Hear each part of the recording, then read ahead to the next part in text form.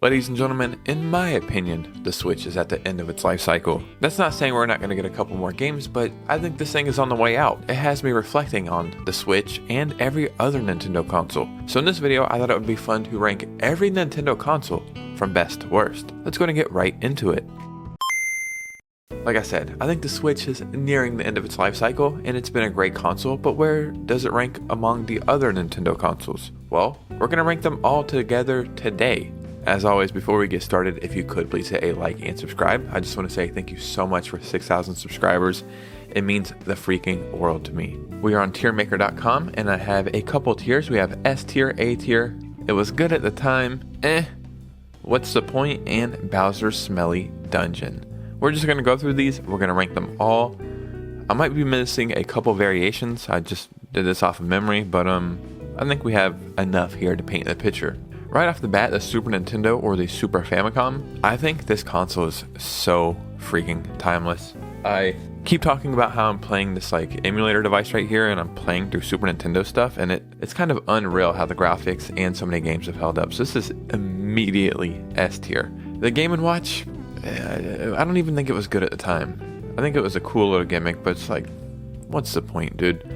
I have the new Game & Watch back behind me over there, the one where you can actually play games. I have the Zelda one, and you can play Zelda 1, 2, and Link's Awakening, and the Game & Watch.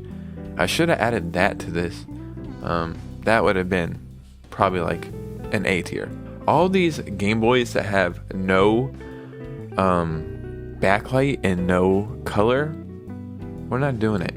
I will say it was good at the time, but the other ones, I just don't feel any way about them. I think this one might be color. This is a Game Boy Micro, I think. I'm pretty sure this is colored. See, like this one right here, this is backlit, but it's no color. Yeah, I feel like it can go here. The Game Boy Color as well. Good at the time, now they just don't hold up. The Pokemon Mini, what's the point? This thing is so stupid. It's actually funny. I gotta stop talking about this console. But they have the Pokemon Mini on here, and going back and playing some of that stuff, it's just so dumb. GameCube, S tier. Beginning of S tier. GameCube, legendary. Dude, if they release, like, you know how they do the, what are they called? Like the PlayStation Classic, the Super Nintendo Classic. I don't even know if they have that, but you know how they release all these? What if they release a GameCube with all the best games with like an HD remastered version as like a collection, just a digital collection? For like $500, I think would be amazing. Because GameCube games are so expensive now. The Wii U, I never played it. Or I've played it, I've never owned it. Yeah, I kind of feel like Switch, S tier. Actually, I think the Switch is A tier. And I'm saying that because the Switch OLED is S tier. I feel really good about that. Having, like, my daughters have Switch Lites. My wife has a Switch. I have a Switch OLED. And comparing all of them, yeah, I think I'm cool with that. I had to add a Switch Lite real quick. This can also go, I'm going to go with this one. I think I'm going to go, I'll put it A tier. I mean, I guess, I don't know, because the Joy-Cons don't come off. I'll put it A. Because playing, like, cycling through all of them, damn, my camera keeps going lopsided. The Switch Lite really does feel like a huge step down from the Switch OLED. Virtual Boy, Bowser's Smelly Dungeon. What the hell are we doing here? This one can hit all of these. Like, what's the point? It's going to Bowser's Smelly Dungeon. That's what the Virtual Boy is. Nintendo 64, it was good at the time. I don't think it holds up that good anymore. The DS Lite, I absolutely love because it's basically two consoles in one. It's a Game Boy Advance and DS. That's phenomenal. 2DS XL. We'll get into it here in a second, but I prefer the 2DS XL over any 3DS. This is going A tier. And I'm not saying the 3DS is bad. I'm not really sure where I'll put this in this. But I do know the 2DS XL becomes before the 3DS. Me, myself, I'm not a fan of the 3D gimmick. Like, I think it's cool, and I think it works.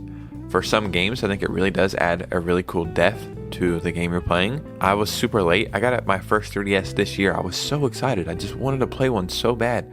So many amazing games on it. I got a 3DS. I think the first game I got was Super Mario 3D Land. And I turned the 3D on, and I was like, what am I doing? I don't like this. What the hell is this? Then I got a 2DS. I was like, oh, this can play 3DS games, but I don't have to have the gimmick, and it's just as cool. Yeah, I like this way better. Maybe there are rare occurrences where the 3D will work better for games, or I don't know. I just think the 2DS XL is better to me. And now look, we've been on a tangent, if you will, for over a minute probably. Whoa, look at them. They're really trying to promote these damn crackers right here. Triscuit has marketing money. Dude, Triscuits, we're getting off on another tangent. Triscuits suck. The flavor is good, but when you swallow it, you feel like you're truly eating sand. That's a crazy ass thing to eat. But yeah, the Wii is good. It was cool, especially the white one, because you could play GameCube games on it. So I will put it to the top of this. Going back and playing it, like the motion controls really aren't as cool as I thought they were at the time. A lot of the games don't look as good as GameCube games. It's so crazy to say that. I think GameCube graphics hold up better than the Wii. Again, I bought one last year. I was like, oh, I'm gonna get my daughters a Wii and I'm gonna blow their freaking minds. Like, they were playing it, like, all right, this is cool. We can do this kind of stuff at the arcade. We have Switches. So I was like, that's a fair point. This isn't as cool as I thought it was. The NES, I mean, I want to put it good at the time because it was good at the time, and there's quite a few cool games, but going back, like, the games are super dated. There's probably like only a handful of games that I would even play on the original NES, and it would just be like Mario and maybe a few other things, maybe. It's got a huge library, but the games don't hold up as well, at least in my opinion. So the Game Boy Advance is interesting because I'm going to put it here because while you do have better games, like better than the Game Boy Advance library is amazing. It truly is. And I think it was more comfortable. Maybe. I don't know if it was more comfortable. I don't know. It almost looks weird only having 2 buttons here because now all consoles have 4 buttons. I know the Game Boy had 2 buttons as well, but it just looks strange. But I had this exact Game Boy Advance like 4 times. But it was just weird coming from the Game Boy Color to the Game Boy Advance. Such a big upgrade, or not a huge upgrade, but you have different games and better games, I guess. But just not having a backlight right away, like looking back, I was like, man, that really wasn't that big of an update. Game Boy Advance SP, the greatest one. I'm not sure if the Game Boy Advance SP can play Game Boy games, like the Game Boy Advance can play Game Boy games. I'm not sure if the SP can.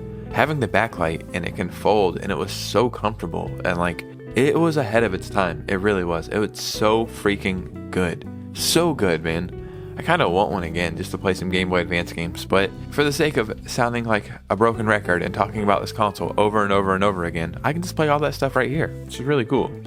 And this has a backlight. Would you imagine that? So the 2DS. I thought I was going to hate this console. I thought it looked ridiculous. I still think it kind of looks ridiculous. That being said, I got one this year.